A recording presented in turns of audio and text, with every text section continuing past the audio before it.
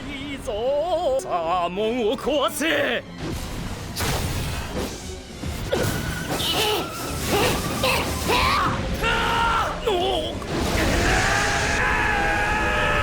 Chef, ou tu sors ou je te sauve, mais faudra prendre une décision.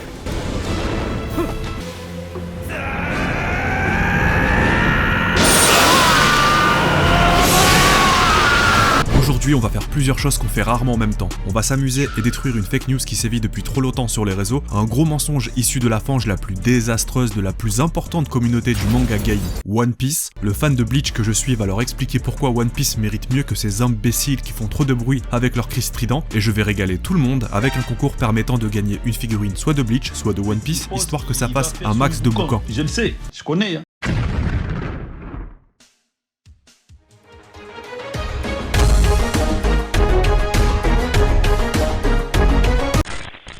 Avant de sortir l'artillerie lourde, je vous propose un jeu concours très simple qui va se dérouler sur Twitter en partenariat avec Akemi Figurines. Akemi Figurines est une boutique en ligne qui, comme son nom l'indique, vend de nombreuses figurines officielles issues des licences cultes telles que One Piece, tiens, comme par hasard, Jujutsu Kaisen, Bleach, je crois que vous connaissez, Naruto ou encore My Hero Academia. Vous pourrez aussi y acheter les displays One Piece Card Games qui sont introuvables ailleurs. Je vous invite à naviguer sur le site comme sur les mers de Grand Line car il y a beaucoup de trésors à acquérir, que ce soit pour se faire plaisir ou pour offrir. Surtout qu'ils vendent aussi des mangas, donc vous y trouverez de nombreux titres en intégralité, du phénomène de la saison précédente Chainsaw Man au cultissime et très viril Kingdom et ses généraux chinois géants d'1m70. Enfin, ayant moi-même reçu un colis de leur part comme vous pouvez le voir en illustration, les envois sont très propres et les articles soigneusement protégés, alors si vous êtes intéressé c'est le premier lien en description et si vous utilisez le code FAREM5, vous aurez droit à 5% de réduction. Pour fêter ce second partenariat surchargé en Reiatsu et surtout pour vous remercier de votre soutien, j'organise un concours avec à la clé soit une figurine d'Ichigo Kurosaki, soit une figurine de Golgi Roji. Les deux sont de bande presto, donc fiables et qualitatifs. La figurine d'Ichigo est sortie en octobre 2022 pour accompagner le retour de l'anime, elle mesure 13 cm de haut et même sa boîte a du flow. Celle de Golgi Roji date de janvier 2022, donc elle est très récente aussi. Elle mesure 14 cm et les deux sont sous licence officielle. Pour participer et choisir celle que tu veux, rien de plus simple. Il te suffit d'aller sur mon compte Twitter, @FaremOfficiel, de me follow et de retweeter ce tweet avec le hashtag FaremConcours en ajoutant soit One Piece, soit Bleach selon ta préférence. Tirage au sort une semaine après le début du concours, donc foncez, vous avez toutes vos chances. C'est parti. Nous sommes en guerre. Oh merde Oh c'est con ça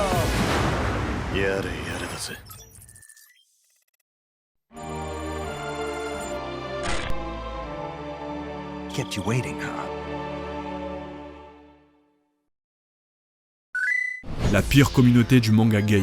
Je vous préviens, je vais pas doser. Il existe une règle simple qui se vérifie toujours. Plus tu réunis du monde, plus tu augmentes les chances d'avoir de tout au sein d'un groupe. Des gens brillants et créatifs, des personnes intelligentes et sympathiques, mais aussi les pires cancrelats que les internets puissent héberger. La communauté manga jouit d'une très mauvaise image sur le net, tout particulièrement sur le réseau social le plus toxique de la planète, Twitter. Je ne compte plus le nombre de tweets se moquant allègrement des pépés manga, comme si c'était une sous-espèce ne méritant pas le moindre respect. Et c'est évidemment injuste et une erreur de considérer tous ceux qui portent ce genre de photos de profil comme des crétins. Sauf qu'à force, j'ai fini par comprendre d'où provient cette image désastreuse. En grande partie, c'est à cause des fans de One Piece. Et on en revient à ce que je disais au début. Les fans de OP sont mathématiquement les plus nombreux et les plus bruyants du net, car c'est le manga le plus vendu et le plus populaire depuis très longtemps. Oda a bel et bien instauré une dictature dans le shonen game, et il n'a été que très peu de fois bouleversé dans sa suprématie, principalement par l'attaque des titans et par Demon Slayer, et à chaque fois pour une courte durée en comparaison au règne de One Piece. One Piece a donc une quantité très importante de fans, et parmi ces derniers se trouve un terreau, une bouche d'égout,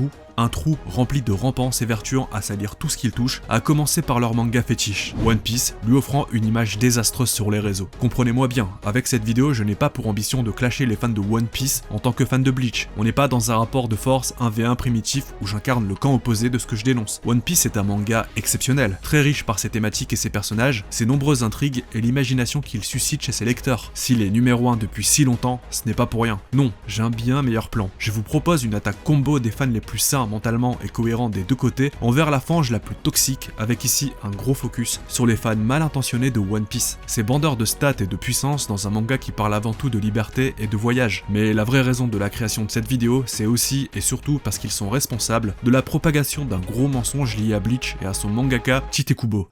La plus grosse fake news sur Bleach. Je ne vais pas faire l'affront de les appeler les One Pieceux car ce serait les associer de trop près à ce manga culte et chef du Big Three. Mais je vais quand même m'attaquer qu'à eux, et pas aux fans de One Piece en règle générale. Comme je le disais, ce serait bête et contre-productif, je ne vais pas reproduire la même connerie que je dénonce. Donc avant de s'attaquer à la vérification de la fake news en question, on va d'abord atomiser ses principaux propagateurs, ces insectes les plus bruyants de l'univers, encore pire que les punaises d'eau et qui n'ont d'égal que leur mauvaise foi.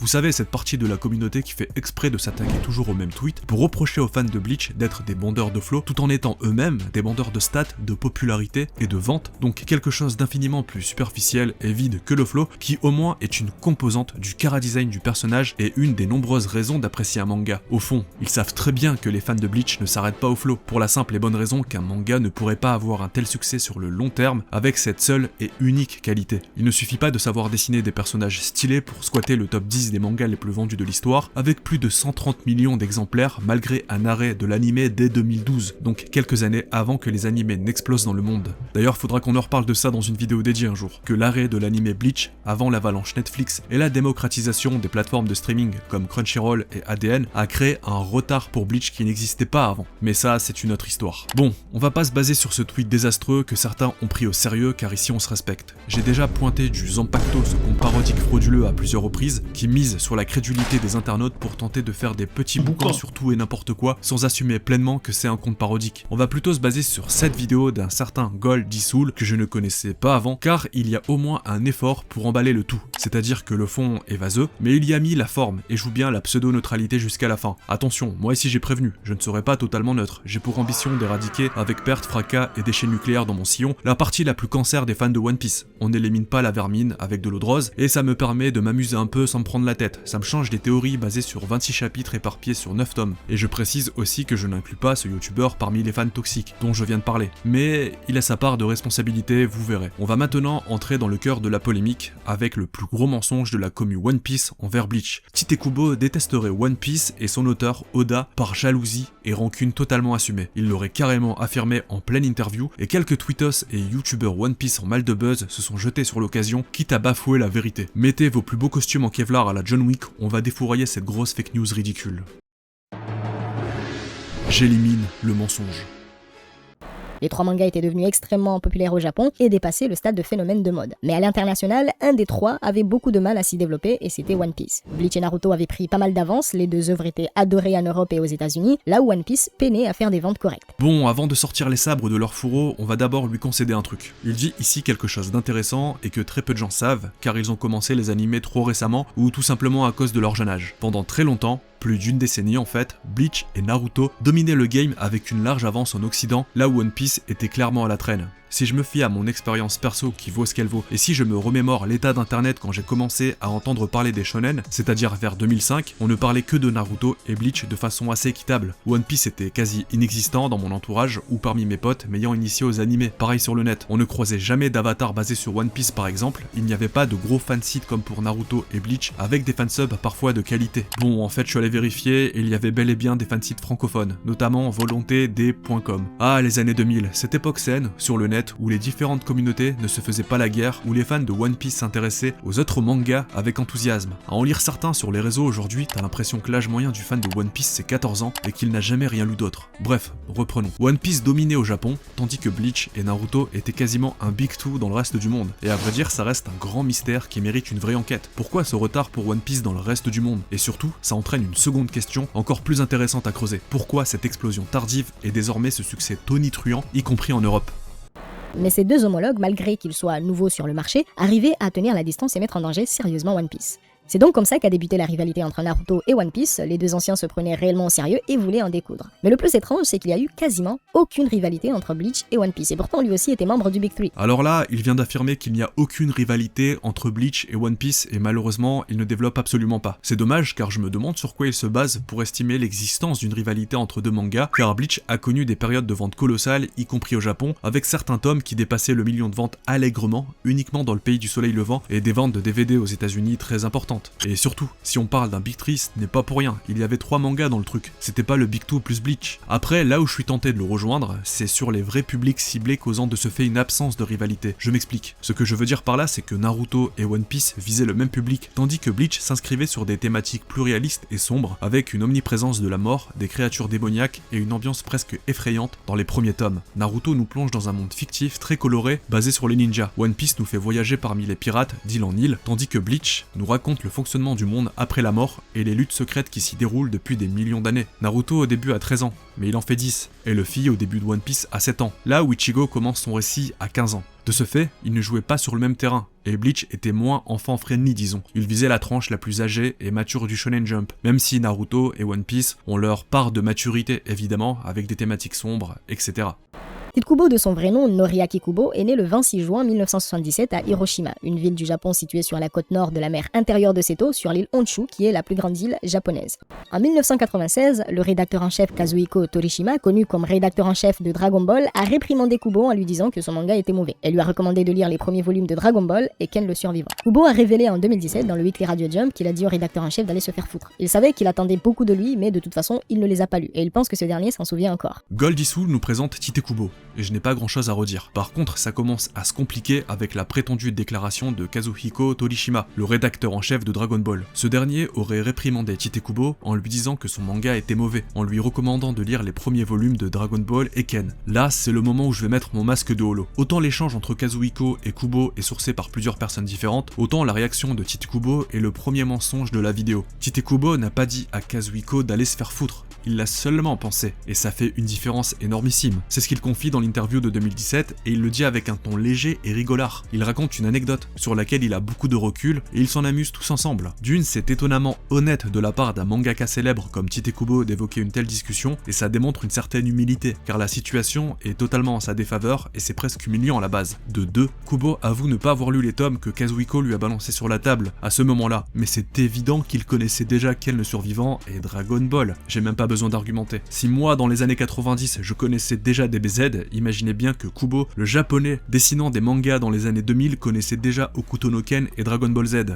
Il a aussi révélé dans ce même radio sa relation avec Eiichiro Oda. Et souvenez-vous, tout à l'heure, je vous ai parlé des premiers pas de Tite Kubo dans le Shonen Jump, et c'était en 1996 avec son manga Ultra Unholy Hearted Machine. Et Tite Kubo a révélé qu'à cette époque, son manga a été battu par le premier one-shot d'Eiichiro Oda, Romance Down, qui était classé une place de plus que Ultra Unholy Hearted Machine. En même temps, si on galère à dire le nom, y a rien d'étonnant. Bref, Tite Kubo a avoué que depuis ce jour, il déteste Eiichiro Oda. Bon, là on va claquer le bancail. Il s'enfonce définitivement dans la mare des mensonges et tente de justifier toute sa vidéo, son titre et sa miniature ayant un niveau de putaclicisme hautement radioactif. Pourquoi pas? Parfois le putaclicisme peut se justifier. C'est la guerre sur YouTube et faut se démarquer et se pousser du coude. Mais encore faut-il que le contenu suive, sinon c'est de l'arnaque. On va commencer par expliquer le contexte de l'interview, chose qu'il ne fait évidemment pas car toute la suite se serait effondrée d'elle-même. C'était en 2017, un an après la fin du manga Bleach. Tite Kubo donnait une interview pour une radio japonaise, TBS, accompagnée d'animateurs assez comiques, faisant des vannes. Le contexte était très détendu, c'était pas l'émission de TF1 7 à 8 avec Harry Roselmack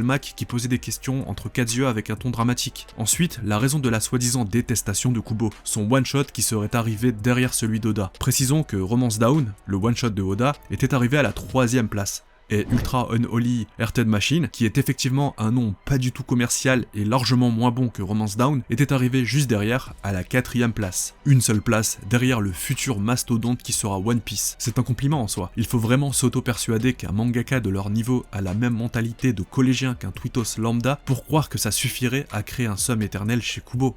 Certains ont dit que ce dernier a fait cette déclaration pour plaisanter, mais un gars très sérieux a révélé que non. Greg Wegner, qui travaille pour le V-Jump, la Shueisha et la Toei Animation, en tant que chroniqueur officiel pour One Piece, a rapporté que Kubo ne plaisantait pas quand il a dit qu'il déteste Eiichiro Oda. Il ne voulait pas rapporter cette histoire publiquement pour créer des polémiques inutiles, mais comme c'est Kubo qui en a parlé publiquement, il a dévoilé ce qu'il savait des sentiments de Tite Kubo envers Oda. Juste pour préciser, le gars très sérieux, c'est un fan de One Piece qui prétend pouvoir sonder le cœur de Kubo qu'il ne connaît pas plus que nous sans avancer la moindre preuve. Ce n'est pas parce que t'as bossé chez Amazon que tu sais ce que pense Jeff Bezos. Et surtout, ça n'invalide pas le fait que Kubo en ait parlé avec un trait d'humour. Si certains disent que c'était humoristique, c'est parce que c'était dans le ton de l'émission. En vrai, il est possible qu'à l'époque, Kubo ait ressenti un peu d'amertume envers les 3 premiers du classement, et pas que Oda d'ailleurs, ce qui est parfaitement logique et humain. Mais c'est tout aussi évident que c'est de l'histoire ancienne, sinon il n'en aurait pas parlé. Je n'ai jamais compris pourquoi il y avait autant de désinformation et de seum envers Kubo. Bon, en fait si, j'ai une hypothèse. Tite Kubo aime bien troller, il ne se prend pas au sérieux, et on perd souvent la subtilité d'une déclaration et les intentions quand une phrase est traduite plusieurs fois de suite dans plusieurs langues par des gens non qualifiés, non compétents, à la recherche uniquement du clic et du drama facile. Ajoutons à cela le changement de mentalité parmi les lecteurs du manga et les petites guéguerres de communauté qui n'existaient pas il y a 20 ans.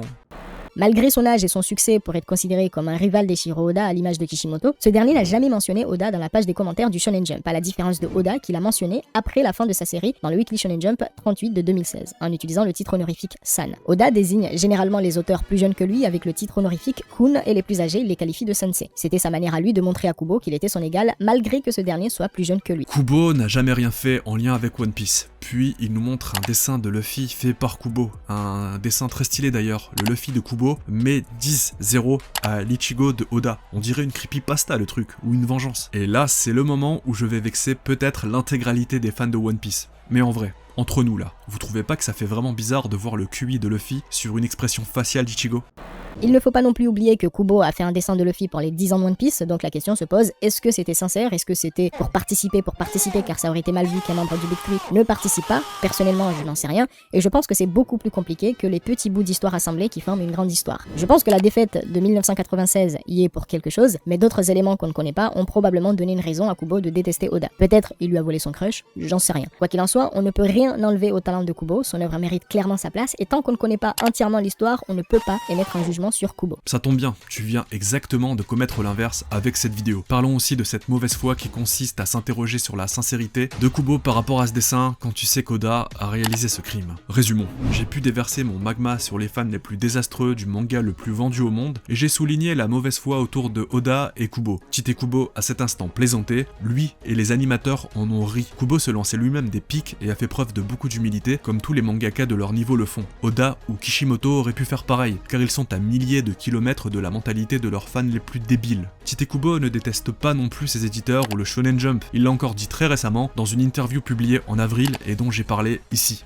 Il en parle avec tendresse, et si réellement les fantasmes des détracteurs étaient fondés, si réellement Kubo était en conflit avec ses éditeurs, il n'aurait jamais sorti Burn the Witch, et encore moins plus de 40 pages, laissant imaginer un nouvel arc pour les 20 ans de Bleach. Aussi, un élément anodin, mais qui en dit long, c'est que Oda a invité Kubo à prendre soin de lui maintenant que Bleach était terminé. Tite Kubo n'avait pas parlé publiquement, et plus que ça, de ses soucis de santé à l'époque, et pourtant Oda était au courant. Cela veut probablement dire qu'il était au moins suffisamment proche ou en contact pour que Oda le sache. Puis, il y a un ultime truc à se mettre dans le crâne. Les mangaka de cette stature, c'est pas vos tweetos, des rappeurs ou des youtubeurs de 16 ans avec des rivalités immatures. On parle ici d'individus ayant dépassé la quarantaine, multimillionnaires et ayant tous très largement réussi dans leurs domaines respectifs. Ce sont des maîtres dans leur catégorie très respectés et ayant suffisamment d'éducation, de confiance en soi et d'intelligence pour se respecter entre eux et reconnaître le talent des uns et des autres. Si des youtubeurs ou tweetos s'auto-persuadent que les mangaka pourraient se haïr et se clasher ainsi, c'est parce qu'ils projettent leur propre mentalité fragile sur ces légendes.